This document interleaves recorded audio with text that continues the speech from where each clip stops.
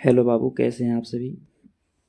आज हम लोग बात करने वाले हैं 12th biology chapter number 2 Pushpi पादपों में जनन और इसके वन लाइनर 50+ ऑब्जेक्टिव जो एनसीईआरटी पे आधारित है और कंपटीशन एग्जाम को देखते हुए ये ऑब्जेक्टिव को सेट किए हैं। तो चलिए इस क्वेश्चन पे हम लोग बात करते हैं, आप लोग को समझाते हैं और हमारे साथ आप लोग शुरू से लेकर अंत तक बने रहिएगा और हमारे चैनल को सब्सक्राइब भी कर दीजिएगा, लाइक भी कर दीजिएगा। और आप लोग के लिए सारा इतना सारा मेहनत कर रहे हैं तो आप थोड़ी सी तो मेरे लिए कर ही सकते हैं। एक लाइक तो कर ही सकते हैं आप लोग और हमारे चैनल को शेयर भी कर दीजिएगा और लोगों तक पहुंचा दीजिए, अपने फ्रेंड्स के पास, अपने दोस्तों के पास, उनको भी थोड़ा कुछ भला हो जाए। चलिए इस सेशन को चालू करते हैं, आप लोग को समझाते हैं। देखिए, पुष्पी पादपों में जनन का जो मुख्य अंग होता है वो फूल होता है। क्या होता है बाबू? फूल। यह हम लोग को फूलों में जनन का जो मुख्य भाग है वो क्या कहलाता है? फूल कहलाता है। और फूलों का नर जननांग का कहलाता है पुकेसर कहते हैं। क्या कहते हैं? पुकेसर। जो फूल होता है उसका जो हम लोग का नर जननांग होता है पुकेसर कहते हैं। क्या कहते हैं बाबू? पुकेसर के नाम से उसको हम लोग जानते हैं। पुकेसर के दो भाग होते हैं, एक होता है पराग कोश होता है, एक पराग तंतु होती है। देखिए, पुकेसर में अगर बात करें इस तरह से हम लोग का यहाँ पे पराग कोश होता है। क्या होते हैं? पराग कोश होते हैं। और इसके अंदर ना यहाँ पे छोटे छोटे जो इसमें कण होते हैं उसे पराग कण कहते हैं। ये वाला नाम लंबा सा नली होता है उसे हम लोग कहते हैं तंतु कहते हैं। तंतु कहते हैं। और जहाँ पे जुड़ा होता है वो दलपून से जुड़ा होता है, कनेक्टिंग होता है, संयोजी होता है। तो पुकेसर के दो भाग, एक पराग कोश हो जाएंगे, ये हम लोग का जो रिंग वाला भाग है पराग कोश है। ये वाला हम लोग लचीला लंबा पार्ट है वो हम लोग का तंतु है। हर फूल में जो तंतु होता है अलग अलग होता है, एक समान नहीं होता है। जो फिलामेंट होता है हर फूल का अलग अलग होता है। और जहाँ जुड़ा होता है दलपून से वो कनेक्टिंग होता है। क्या होता है? कनेक्टिंग होता है। देखो, पराग कोश में पराग कण होते हैं, सही बात है। ये पराग कण जो होते हैं ना पराग कोश में, जो इस तरह से गोलाकार भाग होता है ये होता है पराग कोश। और इसके अंदर में क्या होते हैं? पराग कण होते हैं। और पराग कण ना हजारों की संख्या में होते हैं। 1000 से 2000, 1000 से 2000 होते हैं पराग कण की संख्या में होते हैं। और एक नर जननांग है। क्या है? पराग कण होते हैं नर जननांग। यहाँ पे लिखे हैं कि परागकण नर युग्मकों कोशिका का वहन करता है। नर यानी कि नर कोशिका जो मेल युग्मक, मेल गैमेट है, मेल युग्मक है, उसको वहन करने का काम करता है। मेल युग्मक मेल गैमेट का वहन करता है। नेक्स्ट अगला क्वेश्चन है कि फूल का मादा जननांग जो है अंडप कहलाता है, पेस्टिल कहते हैं इसको। क्या कहते हैं? पेस्टिल। यानी कि स्त्री केसर है, पेस्टिल बोलते हैं। फूल के जो मादा जननांग होती है उसे हम लोग पेस्टिल कहते हैं। क्या कहते हैं? पेस्टिल। अंडप के ना जो 3 भाग होते हैं, अंडप जो होते हैं हम लोग का 3 भाग। अगर यहाँ पे देखिए एक पतला सा ऐसे नली रहता है। अंडप के कितने भाग होते हैं सर? इसका 3 भाग है। और यहाँ पे देखिए आपको बताते हैं, ऐसे पतला सा नली होती है और नीचे उभरा हुआ रचना रहता है और नीचे उभरे हुए रचने में बीजांड पाए जाते हैं। क्या होते हैं? बीजांड होते हैं। और ऊपरी के जो भाग होती है ये हम लोग को वर्तिकाग्र होती है। क्या होती है? वर्तिकाग्र होती है। तो ये ऊपर का जो भाग है ये हम लोग को कहलाता है वर्तिकाग्र कहलाता है।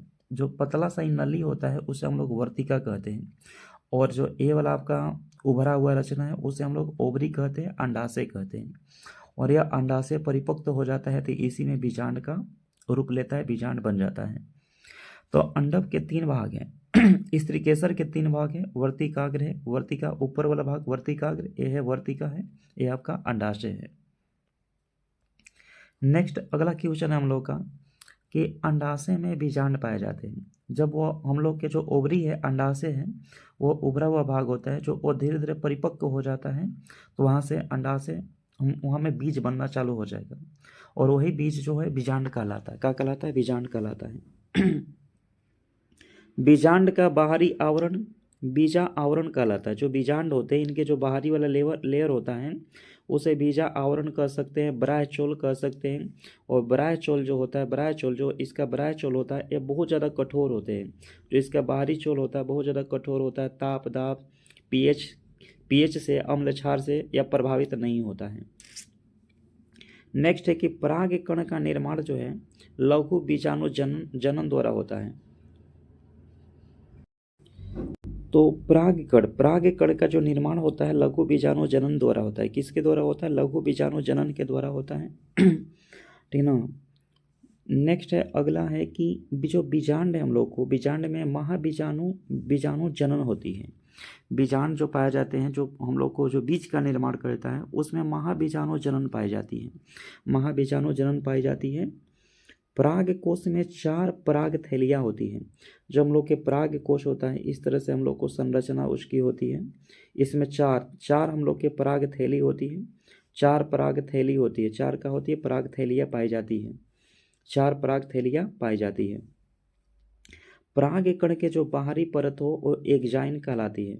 एक्जाइन जो कार्बनिक पदार्थ है वो बहुत ज़्यादा ये कठोर होता है और यह प्रभावित नहीं होता है किसी अम्ल क्षार से, ताप से, लवण से प्रभावित नहीं होता है एक्जाइन। परागकोश होता कैसे है तो देखिए बताते हैं। एक्जाइन में ना एस्पोरोपोलिनिन एस्पोरोपोलिनिन पाया जाता है। परागकण एक्जाइन के अंदर में जो परागकर होते हैं वो गोलाकार होता है, गोलीय होता है, और इसका साइज जो होता है आपका 25 से 50 माइक्रोमीटर के बराबर होती है। माइक्रोमीटर के बराबर होती है, 25 से 50 माइक्रोमीटर के बराबर होती है। 25 से 50 माइक्रोमीटर के बराबर होती है।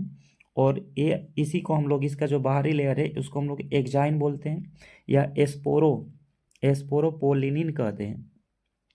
और एस्पोरोपोलिनिन जो है ना सबसे कठोर एक जैव पदार्थ है। सबसे कठोर होता है एक, क्या होता है, एस्पोरोपोलिनिन जो होता है सबसे कठोर होता है, एक जैव पदार्थ होता है।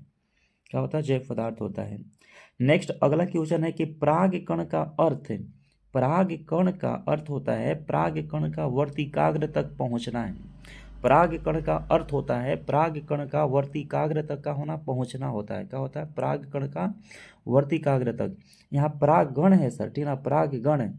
परागगण होते हैं, जैसे ये हम लोग का पुकेसर वाला पार्ट है और यहाँ पे हम लोग का स्त्रीकेसर पार्ट है, स्त्रीकेसर पार्ट है। तो यहाँ से पराग कण का जब यहाँ पे वर्तिकाग्र तक पहुँचता है तो इसी घटना को कहते हैं परागगण कहते हैं। क्या कहते हैं, परागगण कहते हैं।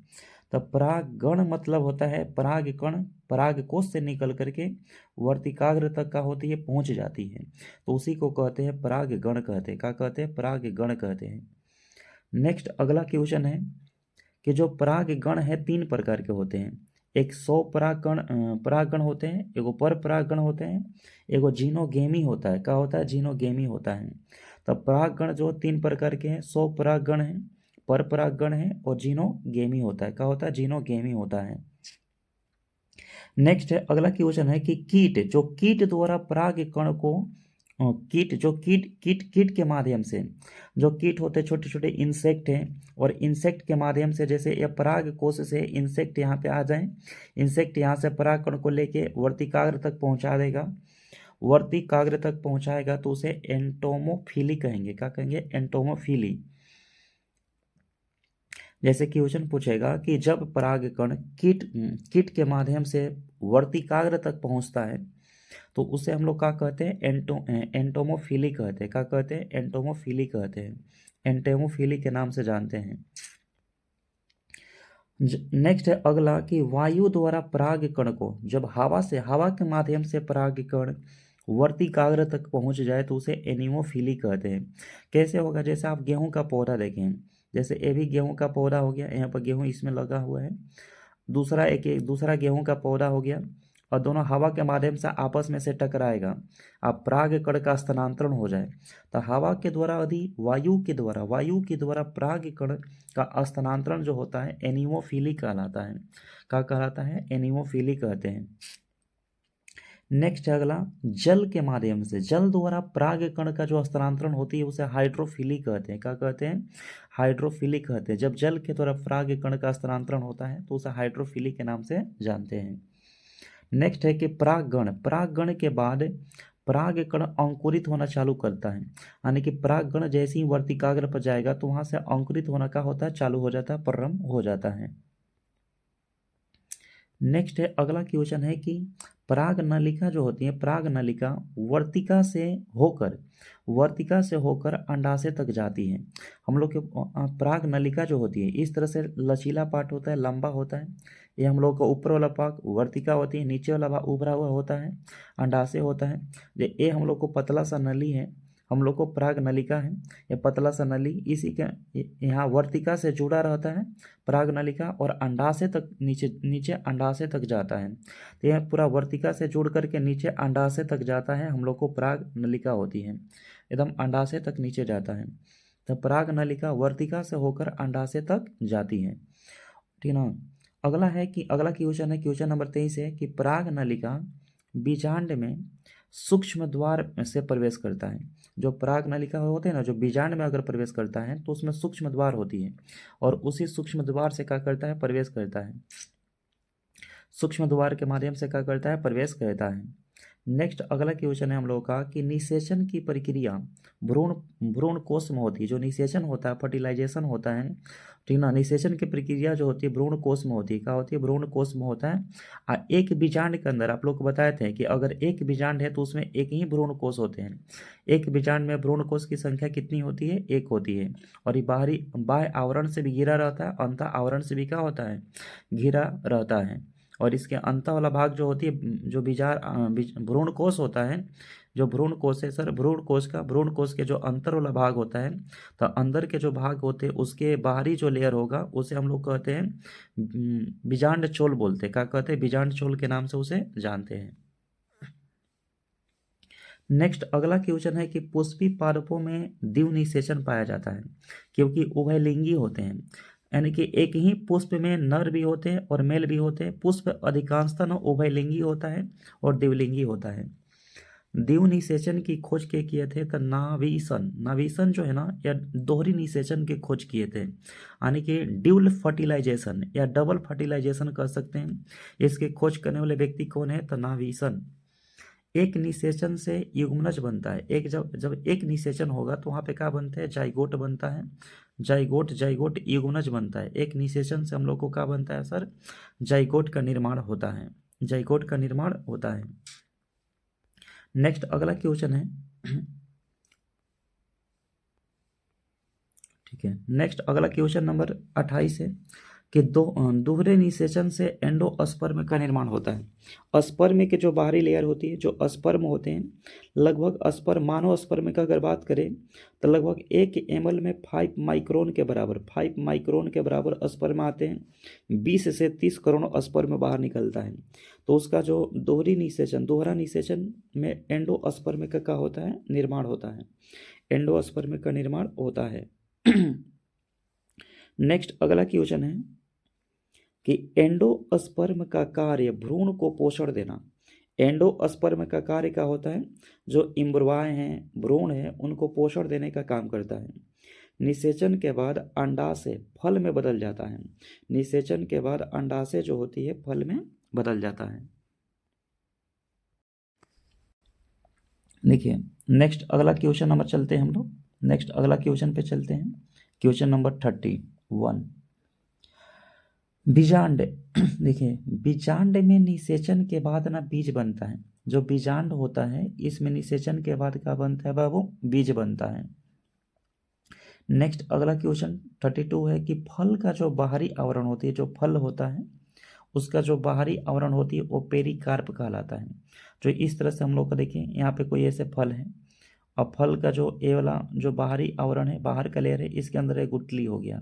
तो जो यहाँ से ऐसे हम लोग का फल है, तो इसका जो बाहर का लेयर है, फल का हम लोग के जो ऐसे बाहर का लेयर है, ये बाहर का लेयर है, ये हम लोग को कहलाता है पेरिकार्प कहलाता है।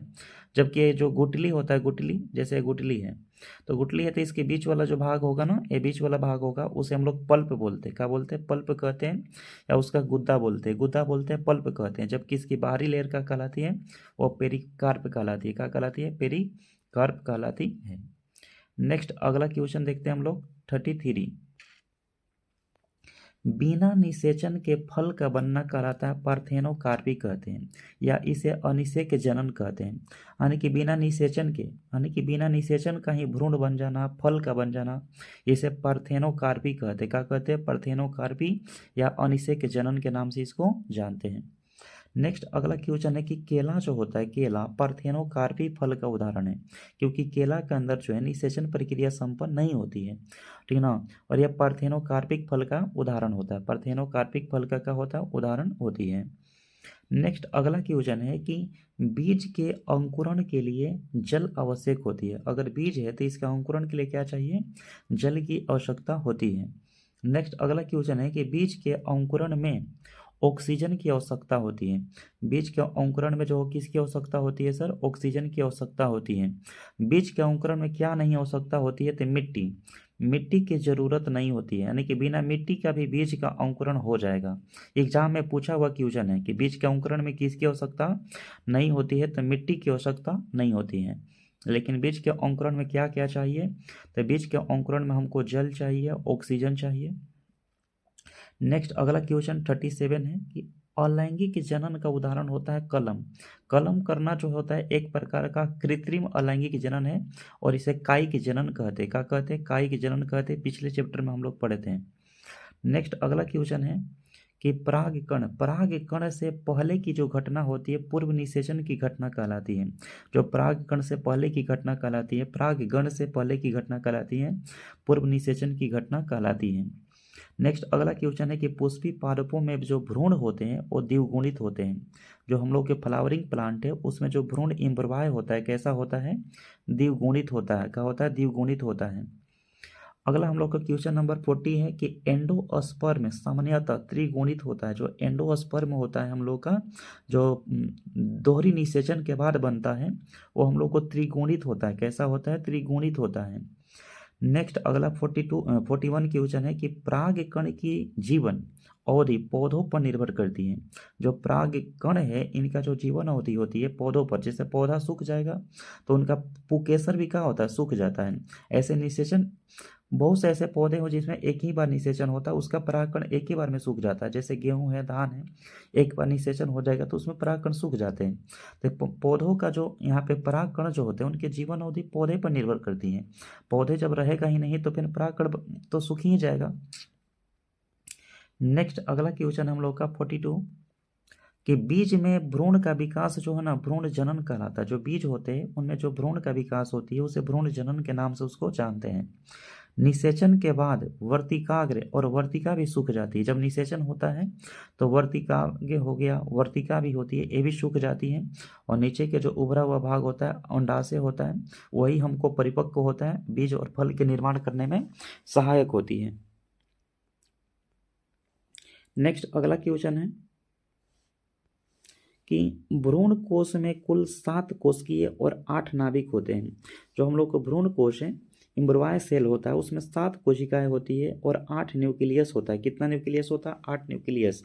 और इसका निर्माण जो होता है अर्धसूत्री विभाजन, जब बीजांड के, ठीक ना, बीजांड बीजांड जब बीजांड के मातृ कोशिका में, बीजांड के मातृ कोशिका में अर्धसूत्री विभाजन होता है तब 8 केंद्रीय नाभिक का निर्माण होता है और 7 कोशिकाएं उसके अंदर में बनती हैं।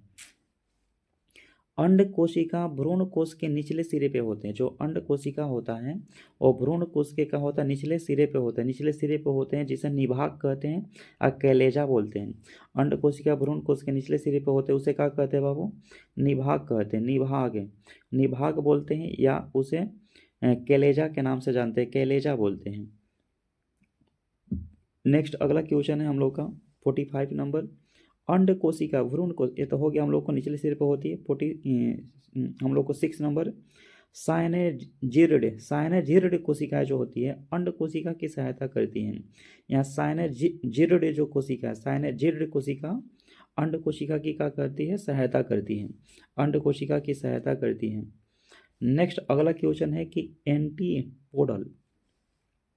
एंटीपोडल कोशिकाएं पोषण में सहायता करती है। जो एंटीपोडल कोशिका होती है वो हमको पोषण में क्या करती है? भ्रूण को पोषण में सहायता करती है। क्वेश्चन नंबर नेक्स्ट 48 है, 48 नंबर क्वेश्चन है कि पराग कण को संरक्षित करने की तकनीकी जो कहलाती है क्रायो प्रिजर्वेशन कहलाता है। जो पराग कण है, जो हम लोग का पराग कण होते हैं, जो हजारों की संख्या में पराग कोश के अंदर होते हैं, तो उसको संरक्षित करना हम लोग को क्रायो प्रिजर्वेशन कहलाता है। क्या कहलाता है? क्रायो प्रिजर्वेशन के नाम से उसको जानते हैं। नेक्स्ट अगला क्वेश्चन हम लोग का 49 नंबर क्वेश्चन है कि बीज बीज प्रसार का माध्यम, जो बीज के प्रसार का माध्यम होती है हवा है, जल है और जंतु होते हैं। हवा, जल, जंतु जो होते हैं बीज प्रसार का माध्यम होता है, बीज प्रसार का माध्यम होता है। आम का बीज जंतुओं द्वारा ठीक ना फैलता है। जो आम का बीज है वो जंतु के माध्यम से उसको क्या करते हैं, फैलाते हैं। आप चाहे जहाँ चाहे वहाँ पे आम को लगा सकते हैं। नेक्स्ट अगला क्वेश्चन है नेक्स्ट अगला क्वेश्चन है कि नारियल 51 नारियल के जल जल द्वारा फैलने वाला बीज होता है। नारियल जो है, नारियल, यहाँ पे नारियल के बात चल रहा है। नारियल जल के द्वारा फैलने वाला बीज होता है। ये जल के माध्यम से नारियल जो है एक फैलने वाला क्या होता है, बीज होता है। नेक्स्ट लास्ट क्वेश्चन हम लोग का है 52 है, कपास के बीज वायु द्वारा फैलती है। जो हम लोग कपास का बीज होता है और हवा के माध्यम से क्या होता है, फैलता है। तो ये हम लोग का सेशन रहा। आप लोग बताइए कि आप लोग का ये सेशन कैसे लगा, और ये हम लोग का ऑब्जेक्टिव। नेक्स्ट अगला भी सेशन जल्दी ही आएगा ऑब्जेक्टिव का, वन लाइनर और MCQ भी आएगा। और इसी तरह आप लोग हमारे साथ बनते रहिए और मेरे चैनल को लाइक सब्सक्राइब कर दीजिएगा, थोड़ा शेयर भी कर दीजिएगा आप लोग, क्योंकि आप लोग के लिए इतने सारे मेहनत करके क्वेश्चन देखिए लेके आ रहे हैं। तो थोड़ा तो मेरे लिए आप लोग थोड़ा सा मेहनत कर लीजिए, थोड़ी सी एक लाइक और एक सब्सक्राइब जरूर करके और शेयर भी कर दीजिएगा। चलिए, बहुत बहुत धन्यवाद आप सभी लोगों को। मिलते हैं नेक्स्ट सेशन में, नेक्स्ट स्लाइड में।